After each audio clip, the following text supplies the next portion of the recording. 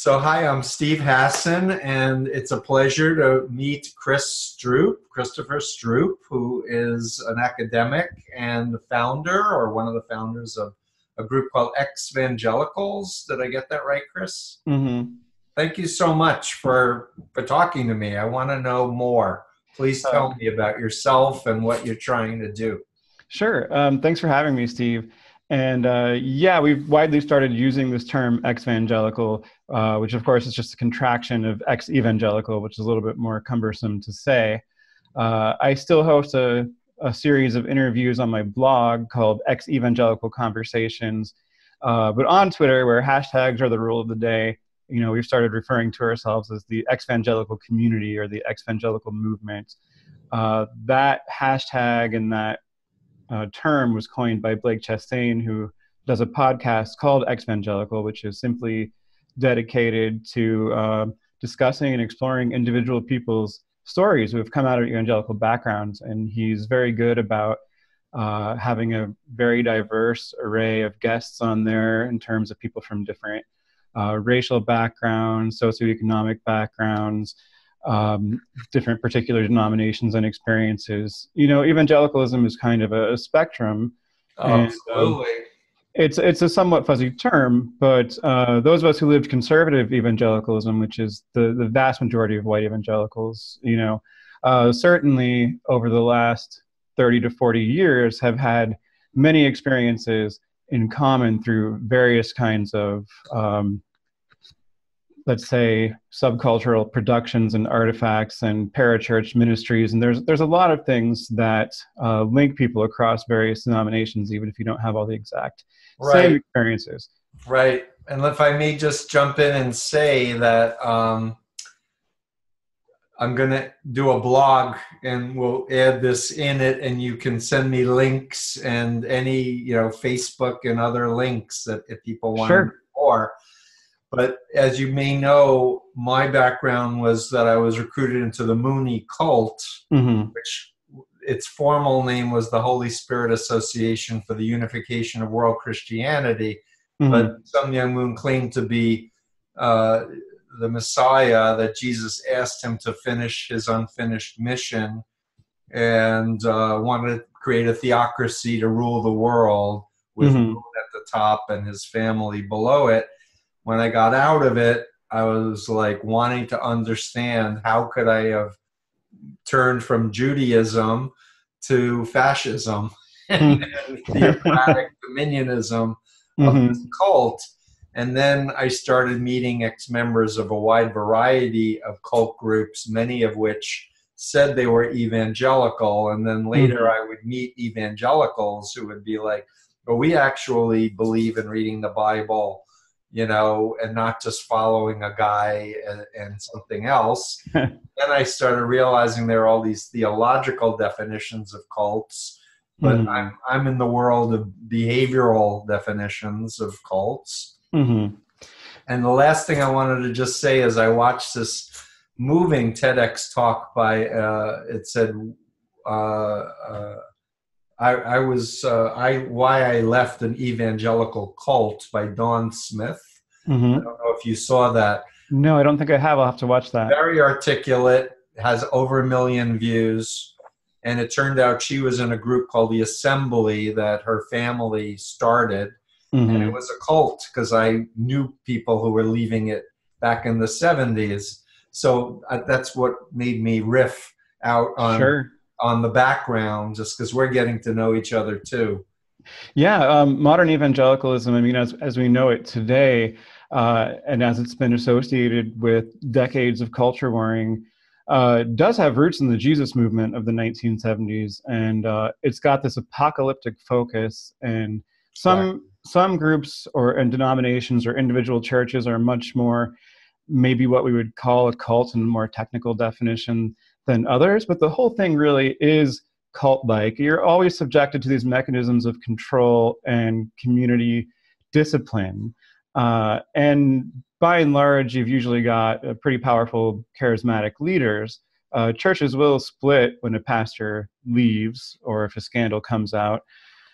So it happens to various degrees. There are more and less respectable branches of this, but the 16% or so of white evangelicals who didn't vote for Donald Trump in 2016, I mean, the way I grew up, they might as well be living on another planet.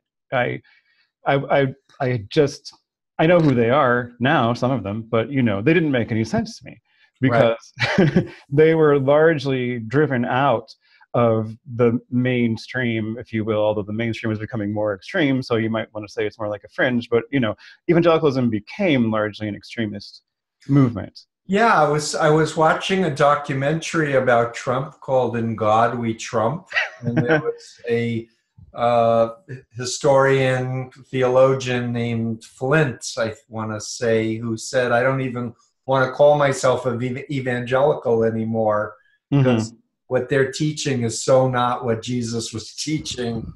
Like it's just another planet." Yeah, I mean, I'm ambivalent about Jesus, to be honest, because when I read him, when I read the words that are attributed to him in the canonical Gospels, I sometimes like what he says and does, and I sometimes see hints of a charismatic cult leader in him. I see someone who could have become an ancient Near Eastern Jim Jones. Or Reverend Moon. They also tried to recruit me once when I was studying abroad in Germany. I went to a Japanese tea ceremony and watched a propaganda video and got a copy of their book. The Divine Principle. Yeah. It was the completed testament is what they call it, the Old Testament, the New Testament. Yeah, so I'm not surprised that you have the reaction that you have, and all I can say is I identify as a Jew who doesn't like dogma and doesn't. I'm against cults that take away people's free liberty to read what they want to read and talk to who they want to. That uses fear and guilt manipulation and trying to estrange people and cut people off if they question. All of those behavioral things is where I really draw the line. I'm with you there. I mean, and I also don't like dogma myself because it seems to lead to those things. But the fear and guilt, shaming, intense shaming, it's pervasive throughout evangelical subculture of the sort that we would associate at least with, across many denominations, but people who go to Christian schools or they homeschool their children for religious reasons. People who shop at Christian bookstores like Lifeway, which is the big sort of retail publishing branch of the Southern Baptist Convention. People who really make their whole lives or build their whole lives within this evangelical subculture, which creates parallel institutions and structures. And that's a hallmark of fundamentalism, this construction of an enclave community, so that you can basically consume parallel information, alternative facts. I mean, I coined the hashtag Christian alt facts precisely as a way to try to. I like that. Alt facts. Thanks. Yeah, after Kellyanne Conway used the phrase alternative facts on a news broadcast, I coined Christian alt facts in order to call out and expose the way that we were growing up in this alternative media and information ecosystem. Right. And isn't it true that a lot of people are raised homeschooled, so they don't even have exposure to public education and people from other points of view?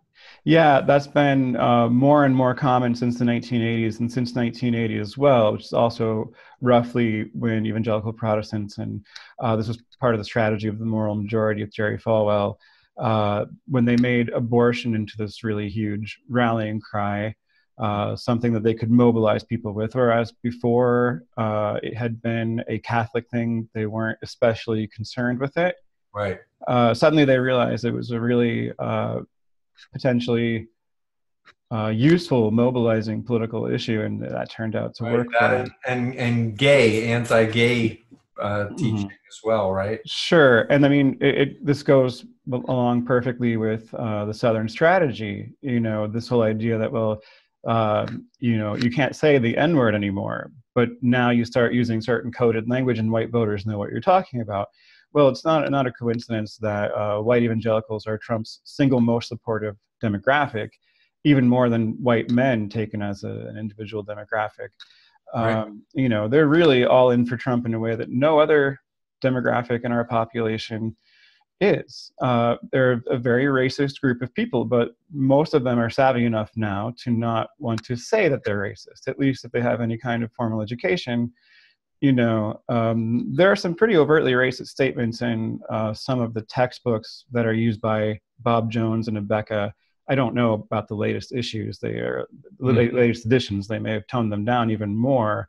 But, you know, they used to actually say things out right there in print, like, you know, apartheid in South Africa was a good thing because Black Africans would never have built such a functioning civilization on their own. Wow, that's pretty out there. Yeah. So did they, I mean, when I was in the moon cult, they used the ham teaching to justify the racism against Black people. Is that something that's done in the evangelical world? Some people do directly come across the curse of Ham. And again, now I think that there's a shift of people trying to move away from that while still, you know, supporting Donald Trump and upholding white supremacy in their actions and how they vote, and always wanting to argue that, well, racism, you're not a racist if you don't think you are, because it's a matter of the heart, right? So if you don't have, you know, racial animus that you're conscious of, you're not a racist. They refuse to look at it in systemic terms. They try to appropriate Martin Luther King and say that he would be on their side in the abortion debate and that sort of thing. So they're trying really hard now. But yeah, when I was in 7th grade Bible class at Colorado Springs Christian School, which is even a more fundamentalist Christian school than the one that I went to for most of elementary school and then for high school in Indianapolis, called Heritage Christian School, though that heritage, of course, is a code word there. We did get a worksheet that basically showed that Black people were the cursed descendants of Ham. And it didn't have to be spelled out. It wasn't spelled out exactly, but it was quite clear because, you know, it had Shem, Ham, and Japheth, and it talks about Ham being cursed. Sons of Noah is for those who don't know their Bible. And then it showed these like arrows pointing to geographic parts of the world that they supposedly settled and populated. And so the descendants of Ham were shown to be in Africa. And it wasn't very hard to put 2 and 2 together there. Right. The teacher actually looked embarrassed when he handed out this worksheet. And I think that he was probably just thinking, well, we're going through the whole workbook. It's in there, so we're going through it. Right. It's amazing. So I guess I want to just also add that the moon cult, my ex-cult, supported Trump. Scientology supported Trump. So there are other actual full-flegged cults, from my point of view, that are supporters. There are people who are libertarians, like Ayn Rand, you know, devotees that are so infused in the Atlas Shrugged, you know, we should care about no one else and me, ideology. I believe Paul Ryan was one of those. So I think those also supported Trump in a big way. I think the Koch brothers may fit that. I'm not sure if they're part of the Christian right or not, but they certainly are libertarian. Yeah, they donate some money to, say, certain Christian causes. Like I was just looking at the donors list for Azusa Pacific University for a project that I'm working on. They take some Koch money, but most Koch money goes to more secular libertarian causes. And yeah, because, you know, libertarianism ultimately works very well for certain kinds of authoritarians. I mean, if you have the money, if you have the power, if you're a powerful, wealthy white man in a white supremacist patriarchal society, libertarian arguments are great for you because they make you sound maybe a little bit respectable and intellectual while keeping your power and your privilege absolutely safe. And it's a funny thing that probably a lot of people don't know, but one of the architects of Christian Reconstructionism, you know, sort of the most hardcore form of Calvinist dominionism, which has been very influential because its teachings have been diffused through homeschooling and Christian school curricula. So many people are influenced and have Christian Reconstructionist beliefs without knowing necessarily that they do, or knowing names like R.J. Rushdoony. But one of the other founders, R.J. Rushdoony's son-in-law, Gary North, he for a long time served as an economic advisor to Ron Paul. Interesting.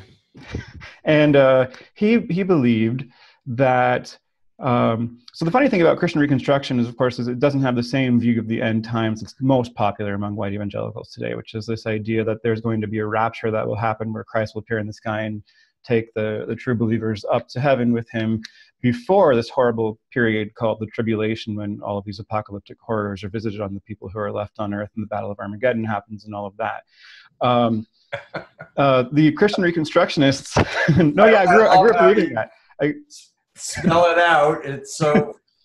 I'm really enjoying listening to you. I grew up believing that the rapture could happen at any time. And if you'll pardon the language, it was a total mindfuck, because you're being taught that you are very likely not going to grow up, not going to get married, not going to have a career, not get to do all these normal things because you're living in the end times and Jesus is coming back. And not only that, but you're supposed to be happy about it.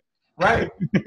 Well, I've worked with many cults like the Jehovah's Witnesses that are, basically that, except they don't like government and they're just more insular. And so, most of us, we didn't want to predict, say, any kind of exact day for the rapture, because we thought that where it says in the Bible, where Christ is quoted as saying, "No man knows the day or the hour of the return of the Son of Man," we took that literally, so we thought you couldn't know exactly. But you can look for signs of the times. You can perhaps tell when we're closer to the end or not. You can interpret current events in history through this apocalyptic and providentialist lens. And my high school chemistry and AP biology teacher, he also taught anatomy and physiology and AP chemistry, but I only had him for AP biology and chemistry. Both years I had him, he explained at great length why he was pretty sure the rapture was going to happen this fall, probably around Yom Kippur. And it's always like 6 months to 3 years away. It's like, because you see sin is increasing in the world, so that means it's the year of Noah. Right. And haven't you heard that they're genetically engineering red heifers to be sacrificed at the Temple Mount? There are earthquakes and tsunamis and wars and rumors of wars. Right. Israel was a state, so that proves it. I think he's been doing that every year, But it's scary as a teenager to really sort of believe, well, this might really happen. It absolutely is traumatic. I mean, I'm a mental health professional. I work with child psychiatrists and other mental health professionals who talk about the devastation in healthy self-development, to be with this Armageddon thing. And then a lot of these groups use corporal punishment. Oh yeah. Yeah, I can speak to that, but let me zoom back to Gary North first, because the connection there was that Christian Reconstructionists don't accept that rapture view of history. They're either they believe that we have to build the kingdom of God on earth, and historically this has often gone along with a kind of social justice Christianity, the social gospel, the idea that we're working to realize the kingdom of God, to make things better. Right. But Gary North actually has a catastrophist interpretation of that. So these two things can kind of dovetail. So while North doesn't believe that Christ is about to return to appear in the sky and take people up with him, he does think that if we are constructing our societies in a way that is rebellious against God's plan, and they really do believe that theocracy is actually de jure, it exists, and everything that we do as humans is either in obedience to God or in rebellion against God. That's Christian Reconstructionist ideology. Yeah. So because our social structures are so rebellious against God, eventually there's going to be some kind of economic collapse, and this total collapse of society. So it will be kind of apocalyptic. But what that's going to do is then pave the way for the good Christian Reconstructionists like Gary North and this generation of children who have been being trained up to be warriors of Christ through homeschooling. And most Christian Reconstructionists do think homeschooling is the preferred option. Some will say Christian schooling is okay. But right. Really, it was meant to prepare kids to take over when everything collapses. Right. And of course, they're trying to infiltrate the government at the same time and use it to use the kind of religious freedom that we have and no religious tests or for office to take power and then eliminate those protections for other people. And Fred Clarkson, who introduced me kindly to you, was explaining Seven Mountain Dominionism. Could you explain? Yeah, I mean, let's see if I can remember all 7 of the mountains off the top of my head. But basically, they all represent different aspects of human activity, right? And they're all supposed to be brought under uh, uh, God's authority into obedience with God. So, So church, business, education, education, media, mhm, I'm forgetting government. government, There's a etc. role So for it's civil like government. how to take over Yeah. the world for Yeah. God. Yeah, they divide it neatly up into 7 areas of human activity, Right. and you see them in the sphere of culture and the arts, creating these really bad Christian movies. Kirk Cameron has just gone completely off the deep end with this stuff. So this is not a world I'm familiar with, although I'm interested in. I'm actually reading a book from Charles Strang called God and Donald Trump. Mm. And he does something called Charisma News. Oh yeah, Charisma And I'm News. just trying to, understand the mindset. And it's so much. I mean, I've been doing cult stuff for 43 years. Mm-hmm. And I Well, have the this is old adage, if it walks like a duck and has feathers like a duck and quacks like a duck. Yeah, well, cults are authoritarian, right? And so it makes sense that if you scale that model up to a societal scale, then you're going to have an authoritarian government. I mean, you could say that Marxism, Leninism, Stalinism. I'm not going to say all Marxism, hashtag not all Marxists, but Marxist ideology as it was implemented in the Soviet Union was cult-like. Yes, it was. Exactly. I mean, that's why they actually had to reject Darwinian evolution as not sufficiently Marxist, because they saw it as genetic determination. And so they tried to then go back to Lamarck and develop evolutionary science on the basis of Lamarck's theories. And no wonder all of Khrushchev's agricultural experiments failed miserably. Wow. Right? So true. It's so true. When the Soviet Union fell apart, I was brought over to Moscow by psychologists and psychiatrists because they wanted to know what cults were, because every American cult was coming over to set up shop in Russia. And I was explaining my bite model and my influence continuum, and they're like, Dr. Hassan, do you understand you're describing the whole system of pedagogy of the Soviet Union? Do you understand we would put dissidents into psychiatric hospitals for criticizing the regime? And I was like, Christianity that I grew up in does the same thing, at least with certain categories of people. Well, certainly in some evangelical colleges, absolutely the more fundamentalist ones like Bob Jones University, they use unprofessional Christian counseling, so-called, as a disciplinary mechanism. And of course, then there's the whole aspect of so-called reparative therapy or XK therapy. Conversion therapy. I've written a blog against that, and I've been very public. Yeah, schools like Bob Jones, there's a climate there of fear if you're a queer student attending a school like that, because people will rat one another out to the administration. There's a climate of denunciation. It's very like the Soviet Union in that respect. Yeah. And if they are able to find out that someone is gay or has had a same-sex relationship or encounter or something like that, they will suspend you, and then they won't readmit you until you go through their counseling and you can sufficiently prove to their satisfaction that you've become straight.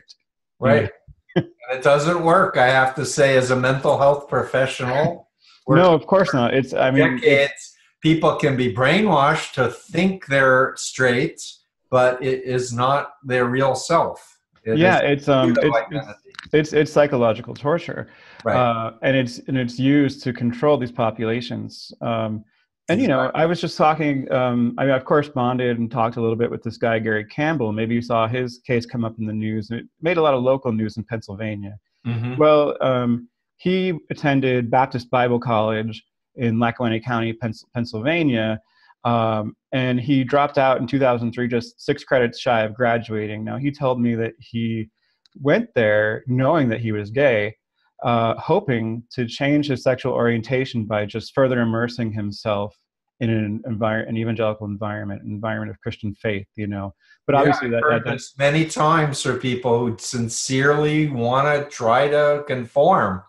Yeah. So anyway, he was miserable, and he ended up joining the Navy, and then he got discharged pretty quickly because he was caught in a drunk driving incident. And he's very open about all of this. And so since then, he's gotten his life back together, and he wants to complete his education so that he can actually come to start take a path toward working as a counselor to help people with substance abuse problems, since that's something that he's overcome. So he went to enroll back in, it's now called Clark Summit University. It was formerly called Baptist Bible College. And now he's been an out gay man for a while. They didn't know about that initially, so they accepted him. And then a couple months later, he got a phone call where the dean of men told him that he'd become aware that Gary was living a quote unquote homosexual lifestyle, and that this was a violation of the code of conduct, so his admission would be rescinded. And he only needed 6 credits to graduate. And the problem with these kinds of Bible colleges is that it's very difficult to transfer their credits anywhere else. Right. And he was going to be taking online courses. He wasn't even going to be on campus polluting it with his gayness. So we started a hashtag campaign to try to help him when this came out. Hashtag Let Gary Graduate, to draw attention to the situation. And Clark Summit University never responded, but another small private school there, but not a Christian affiliated one, stepped up and found a way to let him transfer most of the credits. He has to complete more than 6 there. I think it's 15 or so, if I remember correctly. And it's more expensive.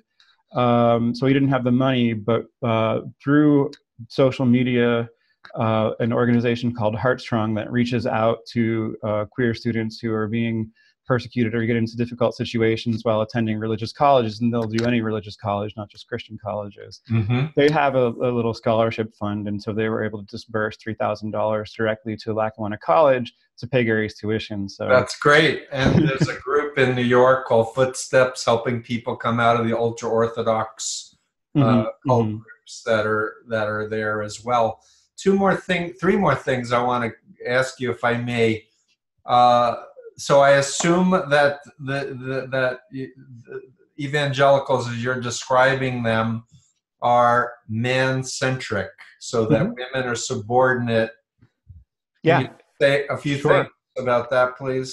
Sure. So when you grow up in the kind of would-be respectable evangelical milieu that I grew up in, that is maybe, it's kind of in the air. It's not always spoken. There are parts of evangelicalism where it's absolutely explicit, and these are not, perfectly distinct. So sometimes they overlap. So for example, one of my cousins went to Cedarville University, which is a Baptist college in Ohio. And there they definitely teach this what they call complementarian theology, and this theology of male headship. The man is the husband is the head of the wife, as Christ is the head of the church. So they absolutely explicitly believe that women should not have authority over men. And since 2013, under a new administration at that time, they got a new president, they have become stricter about that. So they did a number of things around that time. They disbanded their entire philosophy department. And they say it was just because no one was really, there wasn't enough interest in philosophy, but it happened after one of their philosophy professors wrote an article or an op-ed called "Why I'm Not Voting for Mitt Romney." So, and they banned women from teaching Bible to male students, and there was a kind of exodus of female faculty from the school at that time. And one of the pastors that we had growing up, I do remember him also privately in a conversation. I don't remember hearing it from the pulpit, and I heard other horrible things from him from the pulpit, and I can't swear he didn't say it ever from the pulpit.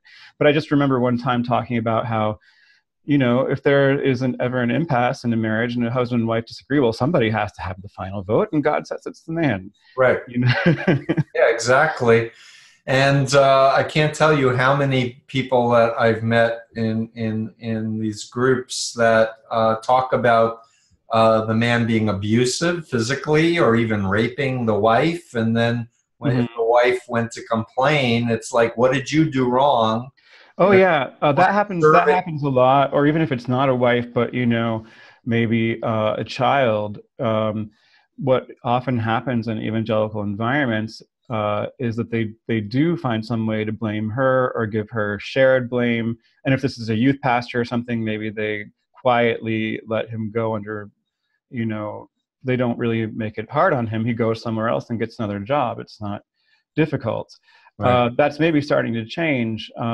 Emily Joy and Hannah Posh last year created a hashtag Church Too, to draw attention to abuse in Christian contexts. And so there's a lot of scandals breaking in evangelical Protestantism right now, and fundamentalism. And, I think many people always knew that this was happening, but maybe it didn't seem to deserve as much attention as the Catholic Church because you couldn't necessarily connect the pieces, right? Because evangelicalism is decentralized. There's no pope and there's no central structure, but it is one sociological thing, more or less. It is a demographic that can be identified, and within that demographic in these various institutional contexts, you have a very serious problem with abuse and sexual assault. And it certainly comes from this patriarchal theology, and the marital rape and things like that happen because marital rape is almost not something that they recognize that could exist. I mean, some of them would outright deny that it can. It's possible to rape your own wife, right? Saying, no, it hurts. Leave me alone. And you mentioned that you suffered corporal punishment. I think this, as a mental health professional, I want to touch on this. In fact, I have an expert on it coming to speak at my forensic think tank at Harvard Medical School. Mm-hmm. His name is David Cooperson, and he was a child protection advocate for 32 years. He wrote a wonderful book, and his website is stoplegalchildabuse.com. Mm-hmm. But tell us about corporal punishment in your research. Yeah, well, evangelicals and fundamentalists are fond of quoting the proverb, spare the rod and spoil the child, and verses like, God disciplines those whom he loves. And so love and fear and discipline are all kind of closely associated in the ideological mix and just in the ethos and the way that you think about things. I guess that the Christian school that I graduated from in Indianapolis, Heritage Christian School, which is interdenominational and tries to sell itself by touting that it has higher than average SAT scores than the surrounding public schools, right? Wants to be respectable. I don't believe they are allowed to use corporal punishment anymore, but certainly when I was a kid there in the 80s and then again in the 90s, at least the elementary school principal had a paddle in her office, and sometimes she would use it. That was never used on me, but at home I would be spanked. And the worst thing I was ever spanked with was a wooden spoon. The wooden spoon hurts, but yeah, it does.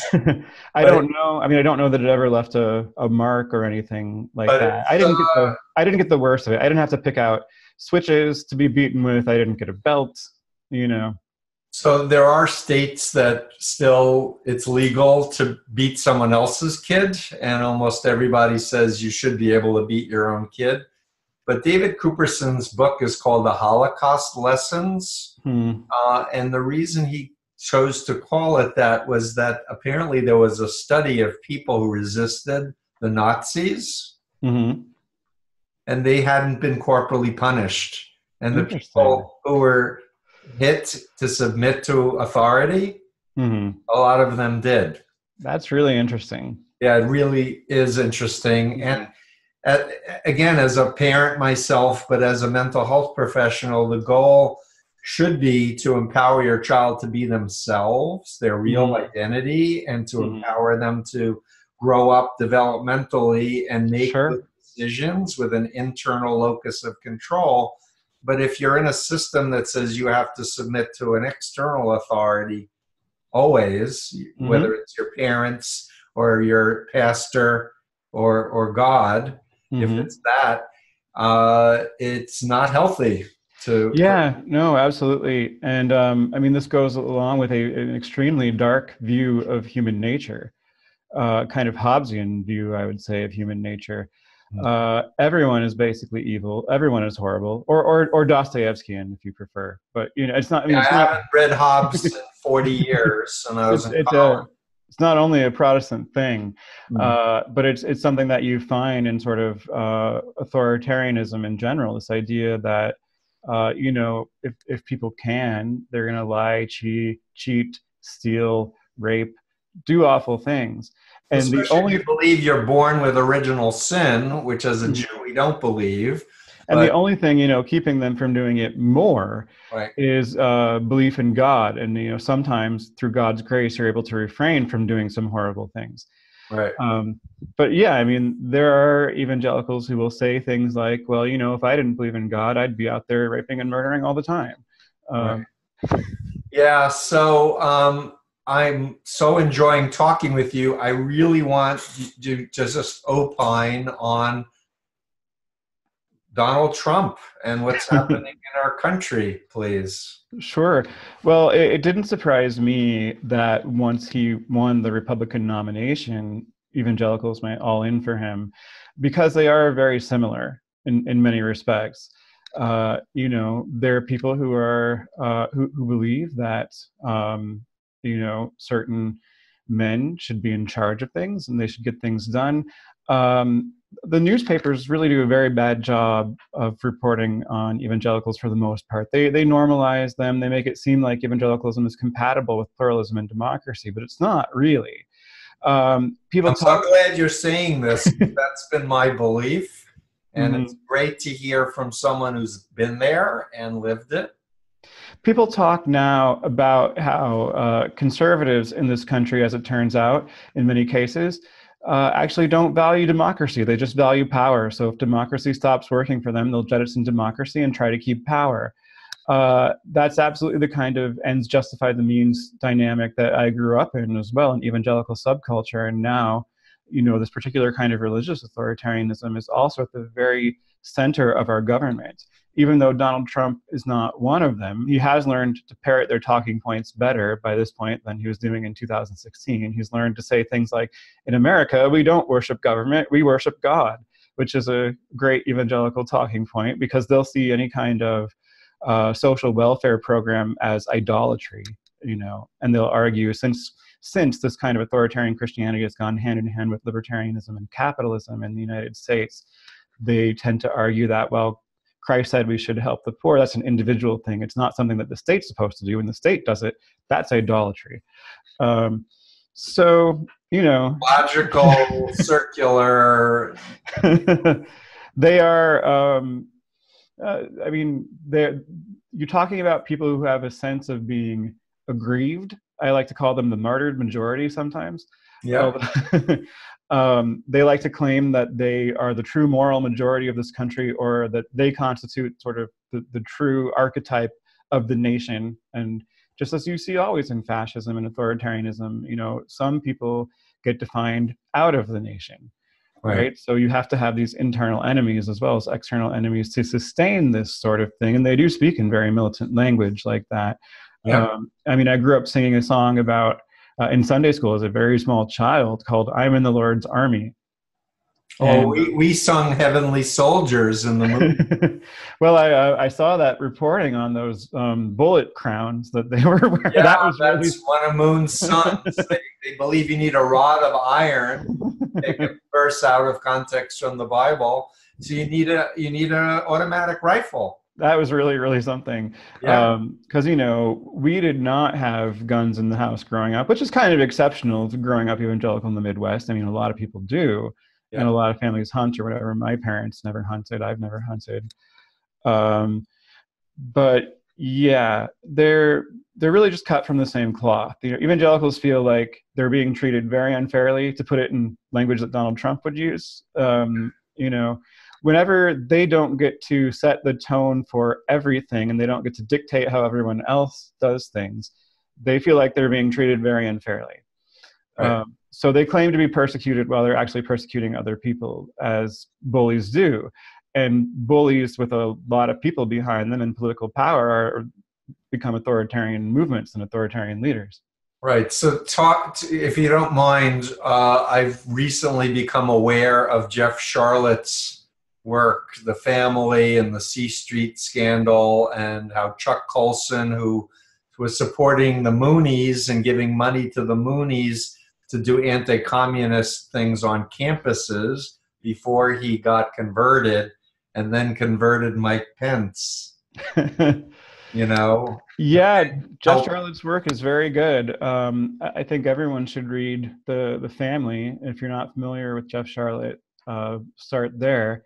This is really remarkable, the extent to which he infiltrated this kind of secretive, I mean, I don't want to exactly say cabal because of all the baggage there, but it is kind of a cabal. I mean, they're not the Illuminati. They're not ruling the whole world behind the scenes, but they are being very secretive about their theological beliefs, they're dominionists. They want to create a theocracy. Their theocratic ideology about how they get together and they live in this house and they have these radical Bible studies on C Street in Washington, D.C., where people who are members of the family or the fellowship, as it's sometimes called, get well below market rent, and a lot of shady stuff going on. They also engage in their own kind of shadow diplomacy in different countries around the world, cultivating what they call key men, people with power. Dictators, whether they murder people by the hundreds of thousands,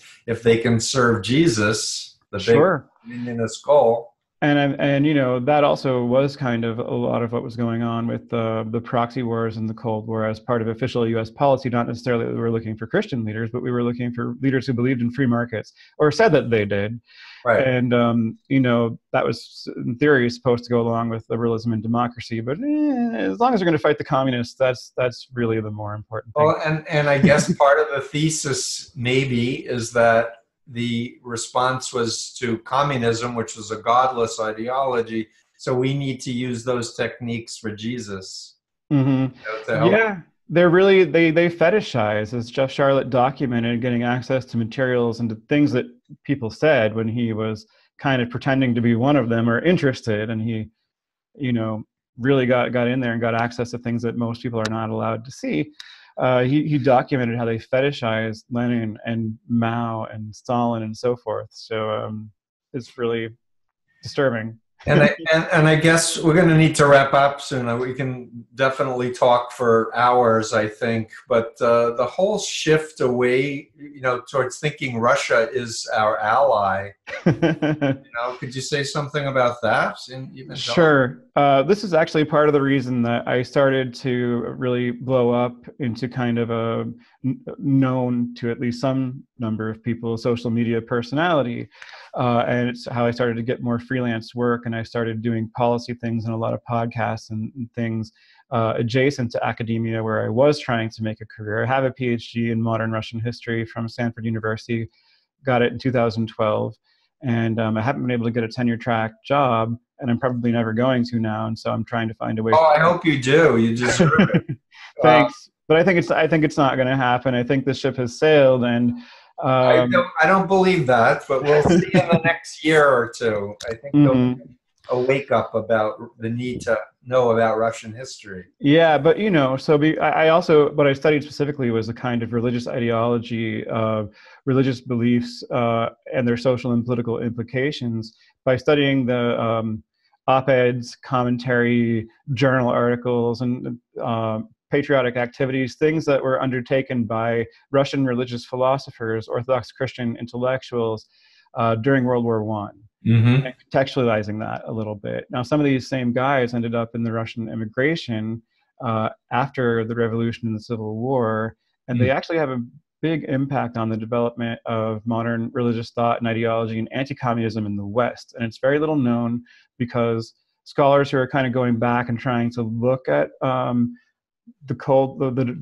way that the Cold War kind of comes on the scene as having a large religious component, in the early Cold War, they don't read Russian and they don't know to look for these Russian Christians who are having important conversations with Western humanitarian and political actors and intellectuals, really prominent people, sometimes State Department officials, and influencing the way that people like James H. Billington, for example, Librarian of Congress Emeritus, think about Russian history and think about communism, and from there, developing this diffuse influence. So anyway, I have this knowledge of modern Russia, I have this lived experience of the Christian right, and also, I've taken some time to study it as well, academically. So my strange combination of lived experience. I've also spent a lot of time in Russia, including 2012 to 2015, and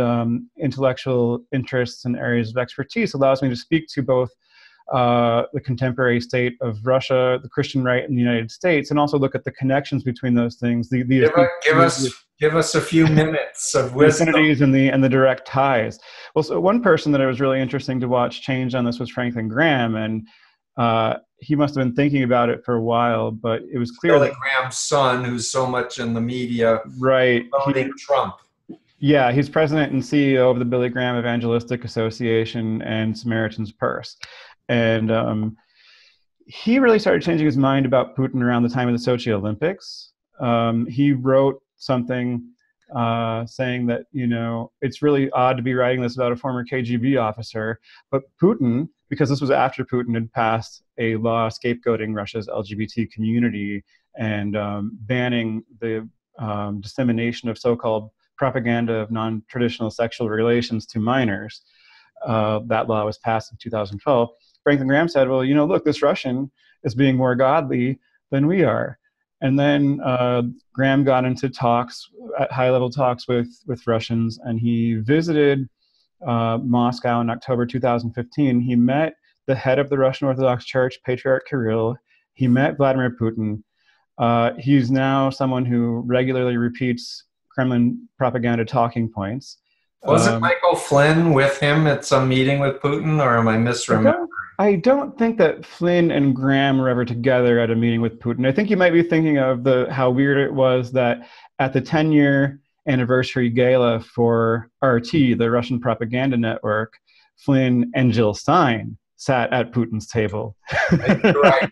You have a better memory than me. Yes. That was quite bizarre. But back to Franklin Graham, please continue. Yeah. So out of that, Patriarch Kirill, and this is a weird thing for a Russian Orthodox patriarch to say, said that Christians in the West who are taking this same stand against LGBTQ rights and acceptance are confessors of the faith. And I say it's a weird thing to say because the Orthodox churches are usually not big on ecumenism, at least not their hierarchs and their official leaders. But this is an example of what I would call bad ecumenism, interfaith interaction or cooperation directed not toward the common good in a pluralist society, but toward social control, toward authoritarian ends is what I like to refer to as bad ecumenism. And it's running rampant right now. I mean, it's not hard to find other examples of people on our right and on the European right who are very attracted to Russia right now because Putin has successfully rebranded it as the kind of moral standard bearer at this moment for so-called traditional values. We've entered an era of largely right-wing fellow travelers, although some old lefties have not gotten the memo. I mean, Stephen Cohen is just making a mess of his legacy by shilling for Putin. But anyway, at New York University. Oh, I don't know who that is, but he wrote a lot. He's married to the editor-in-chief of The Nation, and he's written a lot of sort of pro-Putin things for The Nation. It's amazing. I'm so grateful to make your acquaintance, and fellow traveler. I'm very grateful to make yours as well, Steve. Thank you. Yeah. Out of authoritarianism, wanting to help others, wanting to educate others, fellow academic who loves to learn and to stimulate the brain cells, and I'm thrilled to meet you, and let's do it again sometime soon. Sure, absolutely. This has been lovely. It's really great to meet you and connect with you, and I hope we'll have the chance to work together again in the future. Thank you for inviting me. Fantastic. Thanks.